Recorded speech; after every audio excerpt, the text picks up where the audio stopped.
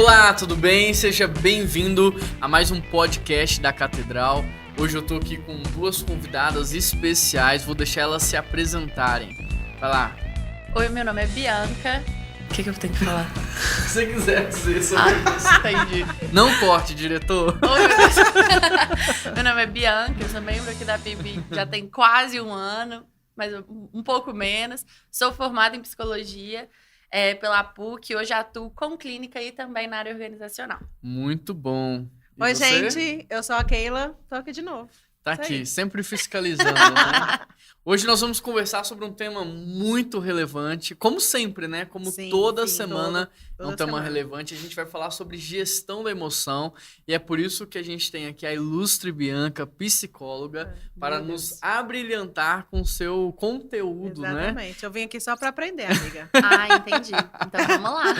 E nós vamos interagir aqui, e você que está ouvindo a gente aí no Spotify, não esquece de compartilhar esse episódio. E você que está participando pelo YouTube, deixa o seu like aí, assina o nosso canal, isso é muito Isso aí. importante.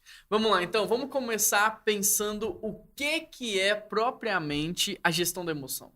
Porque a gente lê esse tema nos livros, né? Você vai na leitura, vai em outras lojas, praticamente ali na entrada só tem livros sobre emoção Exatamente. hoje. É. E até, vamos dizer aí, uns 10 anos atrás, pouco se ouvia falar sobre gestão da emoção, pouco se tinha escrito sobre isso. Hoje não. Hoje é um assunto muito pertinente.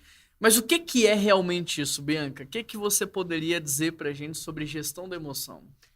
Bom, eu acredito que hoje a gente fala muito mais de gestão da emoção pelo fato da gente estar passando por períodos de muito mais dificuldade também. A gente percebe que a emoção ela tem movimentado o mundo todo, a globalização, o capitalismo, então é algo que, além de ser muito importante, é algo que vende, né? Uhum. As pessoas buscam sempre estar mais felizes, sempre estar mais completas, e aí a gente vai ouvir esse tema com muito mais frequência. Uhum. Só que a gestão da emoção, ela vai muito além dessa busca pela felicidade, ela vai muito além de um simples autoajuda, né? Ela vai basicamente de você se escutar, de você se entender, de você olhar pra dentro e falar o que tá acontecendo. Sim. E a partir do momento que você se olha, você consegue entender e gerir aí, vamos colocar Entendi. assim, fazer Legal. essa gestão. E você, Keila? Eu acho que isso tem estado em voga, né?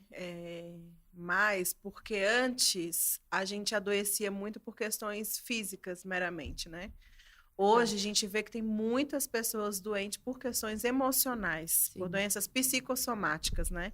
Eu acho que à medida do tempo o ser humano parou justamente dessa autoavaliação, desse autorreconhecimento e historicamente a gente tem extrapolado os nossos limites, né? Tanto físicos como geográficos, a gente tem trabalhado muito mais.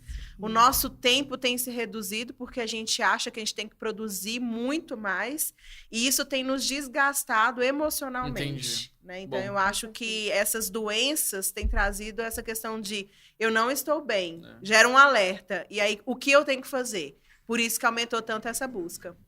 Dizem que hoje um jornal impresso tem mais informação do que um indivíduo teria em toda a sua vida na década de 40, por exemplo, né? Exatamente. A gente vive num período onde a gente tem chamado da crise da informação. Por quê? Porque todo mundo se tornou um jornalista, todo mundo tem conteúdo para dar. E não importa onde você está, você sempre está sendo bombardeado com conteúdo, né? Então você está na tela do seu celular e está aparecendo várias mensagens, vários textos, e você vai se perdendo em tudo isso. Então isso é uma questão. Hoje a gente vive num tempo onde a gente não respeita mais os nossos Exatamente. limites, né? Exato. E a gente tem percorrido aí um caminho frenético. É um caminho... Porque a gente saiu do ritmo que Deus desenhou para nós, né? Deus tinha um ritmo, Deus tinha um formato, e a gente está submetendo a nossa alma a um ritmo de vida desumano, predatório, Exatamente. que tem nos destruído enquanto pessoas, enquanto seres emocionais. E talvez, como a Bianca falou, por causa disso, esse tema tá tão vivo, né? Porque as pessoas estão, assim, Sabe quando você tá afogando e que você precisa pegar em alguma coisa Aham. para sair daquilo? Acho que as pessoas estão... A sensação que eu tenho é essa. As pessoas estão se afogando e elas estão precisando encontrar alguma coisa que faça elas respirarem. Por causa disso, hoje se paga 40 mil num curso sobre meditação, sobre respiração, sobre dormir melhor, porque as pessoas estão doentes emocionais. Bom, partindo para a prática, então... Como fazer essa gerência da emoção, né? Porque, por exemplo, eu fiz administração. Gerenciar recursos, gerenciar dinheiro, gerenciar pessoas, por mais desafiador que seja, a gente tem noção. E a emoção? Como é que a gente pode, na prática, gerenciar o nosso emocional? Eu acho que a gente tem que avaliar primeiro muito o ambiente que a gente tá. Eu acho que isso é um dos principais pontos. O ambiente, ele gera e impacta diretamente em como a gente vai reagir com o resto do nosso corpo, da nossa vida e das outras áreas. Então, o ambiente é você avaliar e falar assim, esse ambiente, ele tá tóxico, esse ambiente, ele tá positivo, ele tá tranquilo, como que ele está? E se o ambiente, às vezes, está frenético demais também, o que eu posso fazer aqui neste ambiente, né? E às vezes a pessoa, ela se encontra tão afogada que ela não consegue perceber o ambiente, as pessoas com quem ela está lidando. Então, isso é muito importante, porque os limites, eles não vêm só para as informações, eles às vezes vêm para algumas pessoas, eles vêm às vezes para alguns tipos de relação, ou até mesmo a profundidade dessa relação, né? A intimidade que essa relação vai gerar. E aí o ambiente, ele é muito importante aí para a gente começar a pensar, bom, eu preciso estar melhor. Onde que eu posso estar melhor? E a partir disso, a gente busca outros tipos de ajuda. A terapia, entre outros tipos de terapia, né? Não trago aqui só a psicologia em si, né? Mas existem tipos de terapia que podem auxiliar, sim. Esqueci o nome do médico que eu vou, mas que é uma terapia alternativa também, que é muito, muito interessante. E homeopatia, isso. A homeopatia, que é muito interessante também pra gente tratar várias coisas, ansiedade, entre outras coisas, de uma maneira mais branda. Mas eu acho que é a gente trabalhar e buscar essa ajuda. A gente não negar a ajuda também. São formas aí da gente poder gerenciar. E você, Keila, o que você pensa, assim? Eu acho que essa análise do ambiente é importante e também acho a autoanálise, né? De você começar a diagnosticar em si mesmo aquilo que tem te atrapalhado e não... E fazer a lixeira, né? Que eu acho que é uma coisa que a gente parou de fazer. A gente parou de reciclar os nossos pensamentos. A gente está muito imerso nas coisas e a gente só absorve. A gente virou só esponja, né? A gente vai absorvendo do outro, vai absorvendo do ambiente. E a gente chega em casa, às vezes, sobrecarregado. E a gente não tem aquele momento de falar assim, ok, eu vou deletar isso, vou deletar aquilo, isso aqui não importa, essa consideração para mim eu rejeito.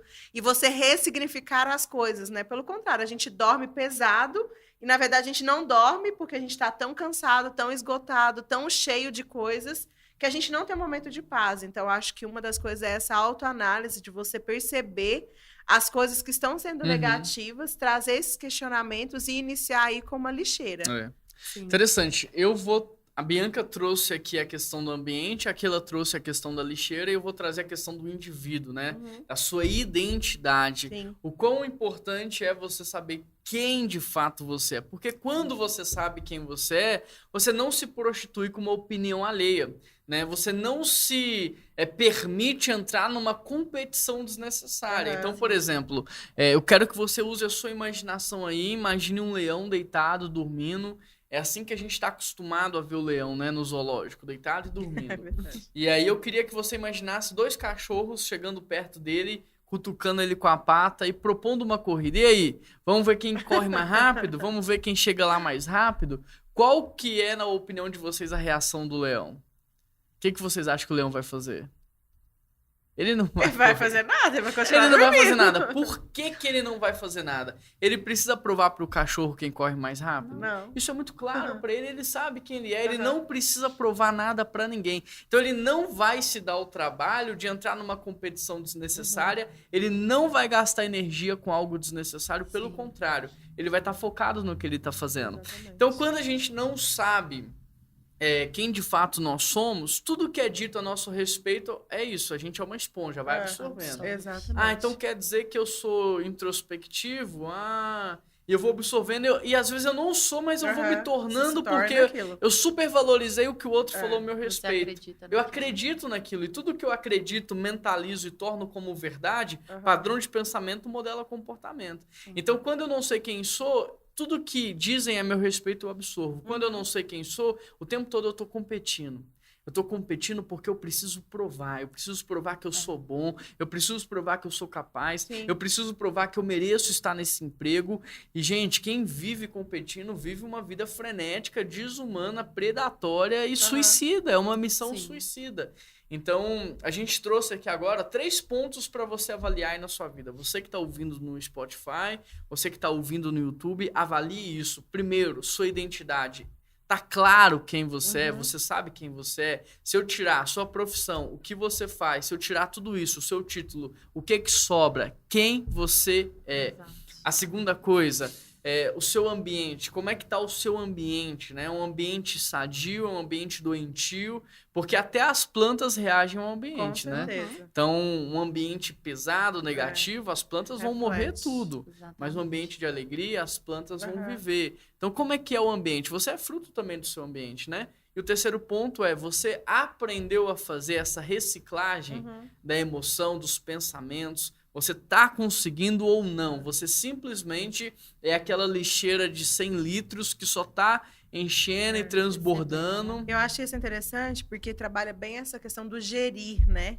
Muitas vezes a gente não sabe diferenciar o que é gerir e suprimir, né? Que você, ao invés de fazer essa limpeza mental, você só guarda, né? Então, às vezes algumas pessoas, não, eu sei gerir as minhas emoções, mas na verdade ela só tá acumulando, ela tá guardando, escondendo isso num ponto, Entendi. guardando em um lugar, mas ela não tá gerindo, entende? Ela tá escondendo aquilo, Isso, mas ela mas acha não que tá jogou trabalhando. fora, mas ela mas- escondeu. Vai vir à tona. exatamente. Na hora Em que a algum momento, tempestade na hora. vir, traz o Isso. lixo todo pra E fora. aí que mostra que a pessoa é completamente instável, Tá. né? Porque isso pode durar um tempo.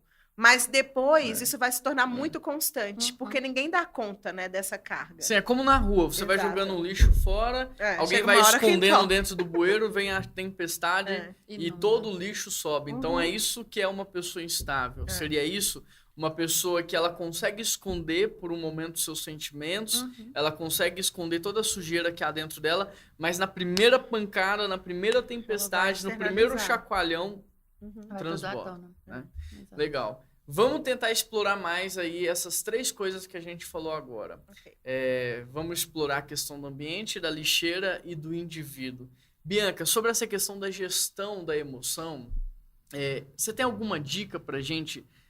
Faz de manhã, a gente faz isso à noite? Que hora que a gente reflete sobre tudo que foi nos dito? Você tem algo assim para acrescentar nesse sentido pra gente?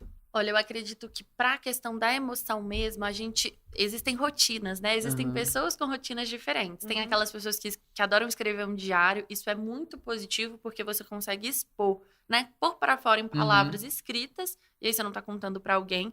Tem gente que conversa com um amigo de noite. E isso já ajuda muito também, porque você colocou para fora o que você sentiu. Mas uma das minhas dicas é, não deixe guardado. Boa. Ah, isso te machucou, isso te magoou. Por mais que você não queira falar com aquela pessoa que te machucou na hora, converse com alguém que você tenha confiança e Boa. que você saiba que aquilo ali vai ser para tratar e não para machucar. E aí você vai conseguir expor isso daí de uma forma que Legal. vai te ajudar. Sempre que a gente traz a emoção em palavras, a gente consegue tratar de uma maneira muito mais curativa, Sim. sabe? E de maneira mais rápida também. Legal. Bom, em cima do que você está falando, acho muito legal 2 observações que você fez. Primeiro, né, escolha bem para quem você vai falar. Por quê? Sim. Você não vai falar para fazer fofoca, você não vai falar para magoar. O intuito de você falar é para você ser curado. Então escolha bem uma pessoa que vai ter essa maturidade Um amigo de espiritual. acolher o que você disse de uma maneira sábia, né? E a Bianca tá dizendo aqui, ó, pode ser ou um psicólogo, um amigo espiritual, ou algum amigo muito próximo, mas essa pessoa ela tem que ser imparcial.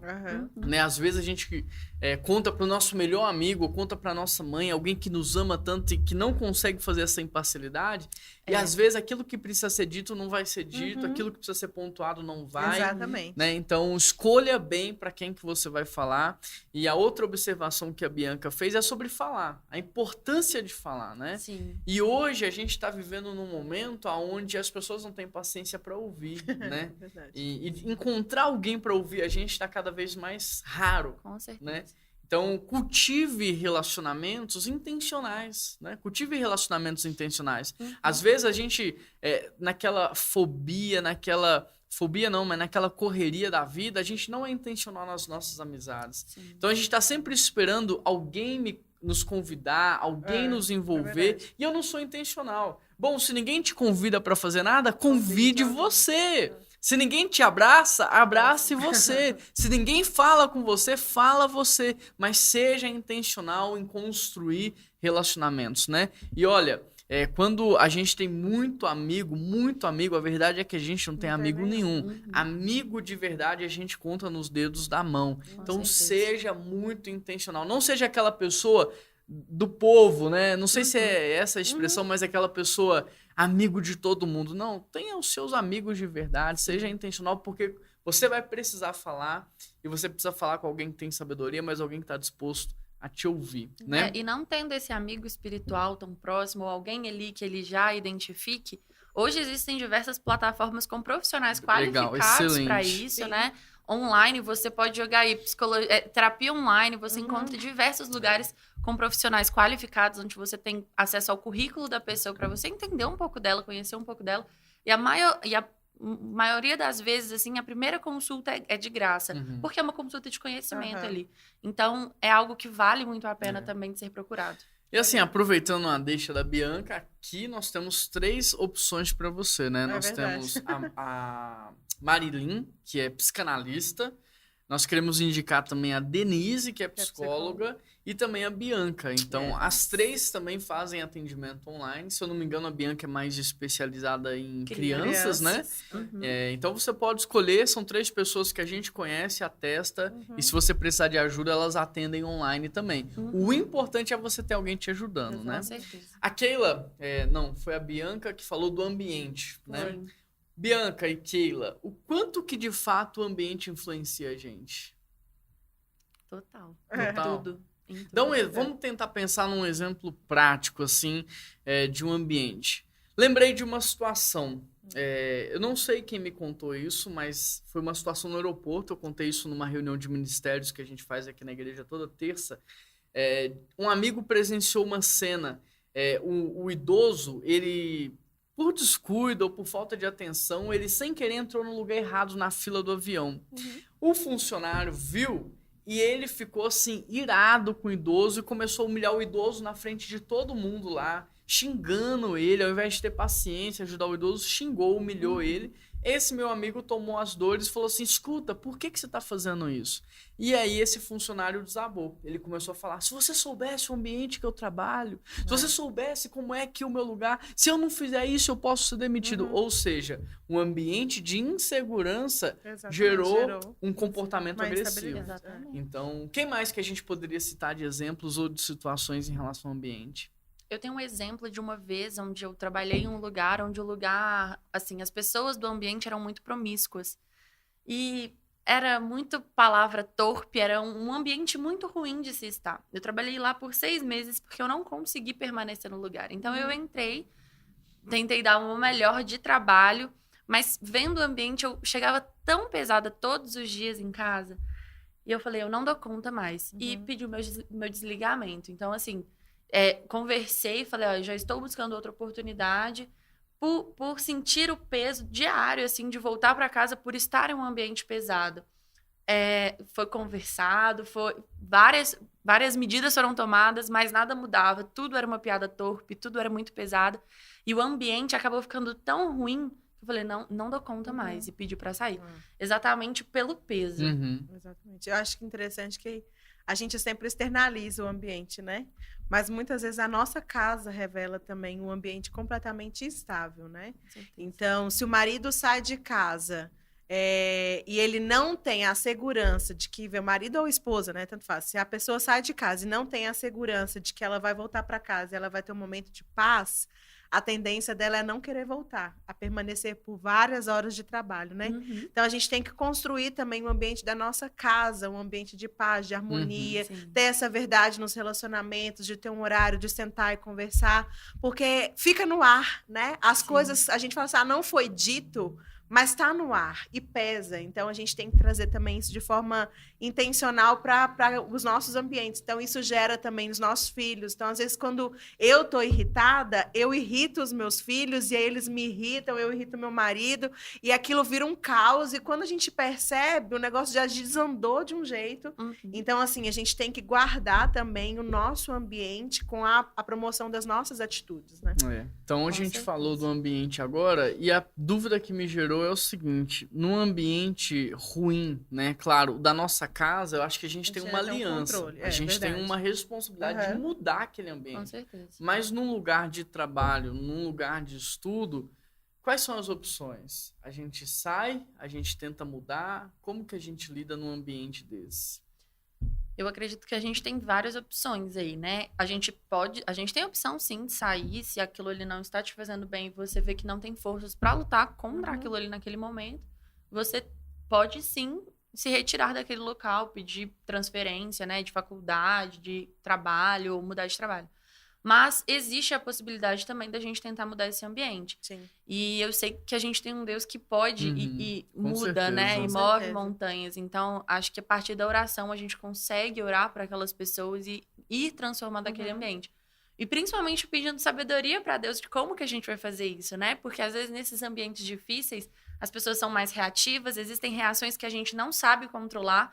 Então, pedir a Deus sabedoria e discernimento para entender o momento, para entender o lugar, o que a gente pode falar ali naquele momento para ser um fator de transformação mesmo. Não, legal. Então, me ajudem a recordar. A gente trabalhou agora 2 aspectos um pouco mais detalhado, que foi o ambiente e o segundo aspecto foi...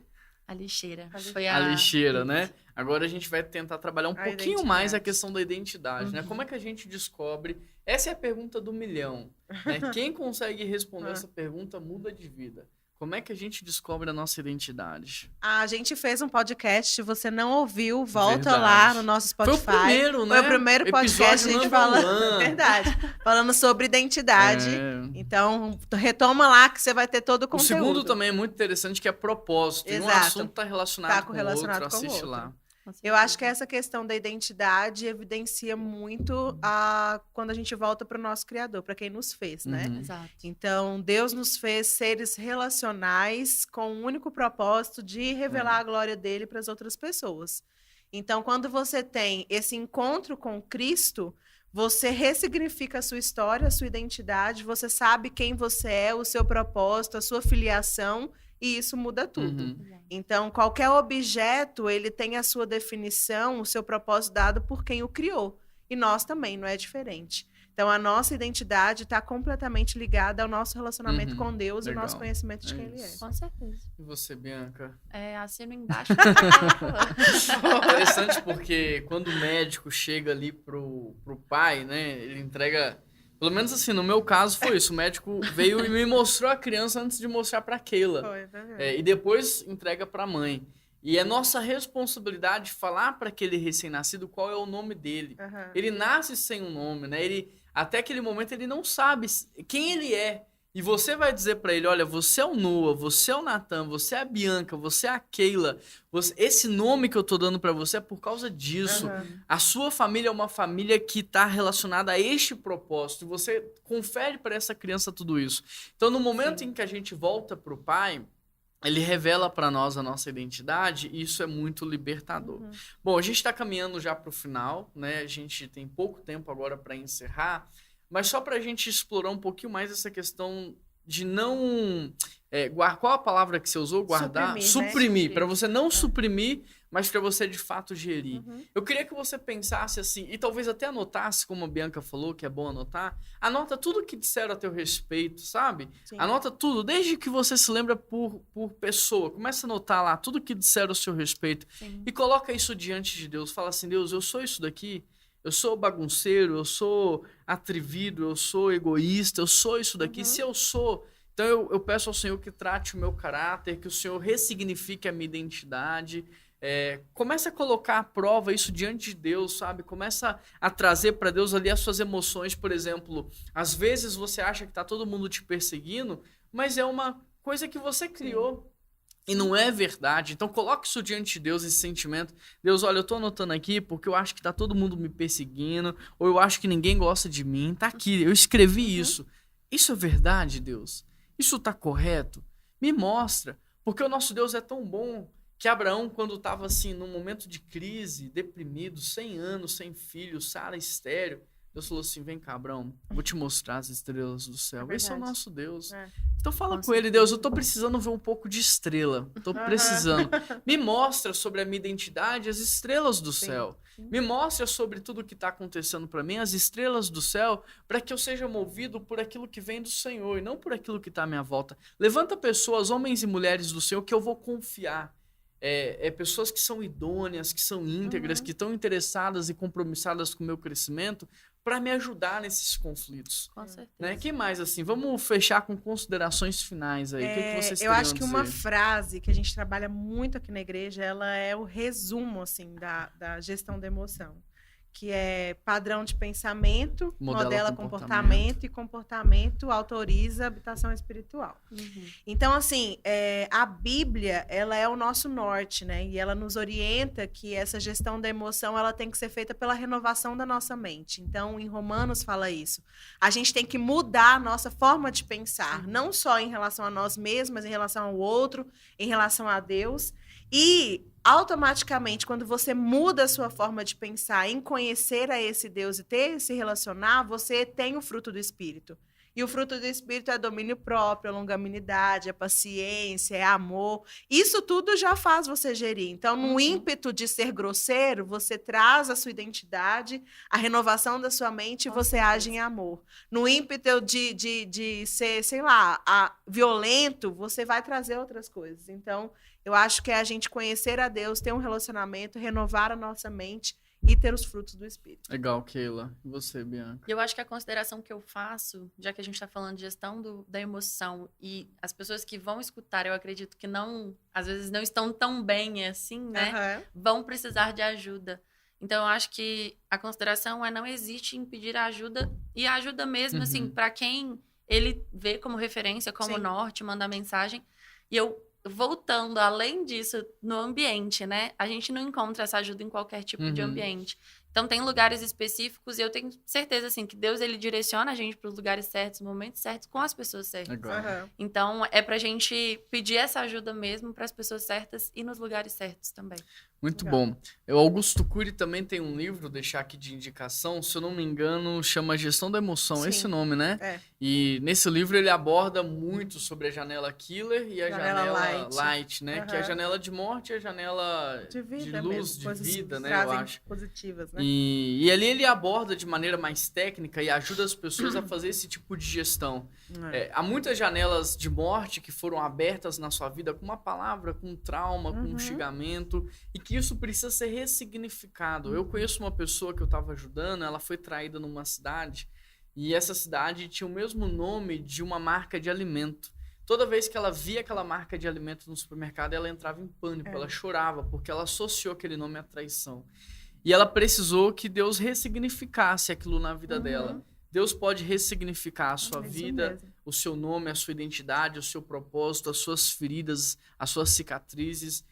Deus pode fazer isso, se você permitir, se você deixar. Agora, Deus, ele não quer só agir de modo sobrenatural, fazendo milagre, porque milagre vicia. É verdade. Mas Deus quer, inclusive, usar os seus filhos aqui na Terra, pessoas que ele criou e capacitou para te ajudar. Então, esteja assim, disponível, esteja aberto e procure ajuda. Eu tenho certeza que você vai sair dessa, viu? Com certeza. Obrigado, gente. Obrigado, Bianca. Obrigada. Obrigado, Aquila, aí, pela participação. Foi um Estamos tempo juntos. bom, de qualidade. Eu espero que tenha abençoado a sua vida. E, por favor, seja usado por Deus aí, compartilhando esse episódio no seu grupo de WhatsApp, divulgando esse trabalho aqui, porque o intuito disso é te ajudar, é fazer o bem para você. E se você tá no YouTube, deixa o seu like e assine o nosso canal. Assinando o canal, você dá um grande empurrão para que esse trabalho alcance muitas vidas. Combinado? Deus abençoe você, um grande abraço e até semana que vem. Até lá, pessoal.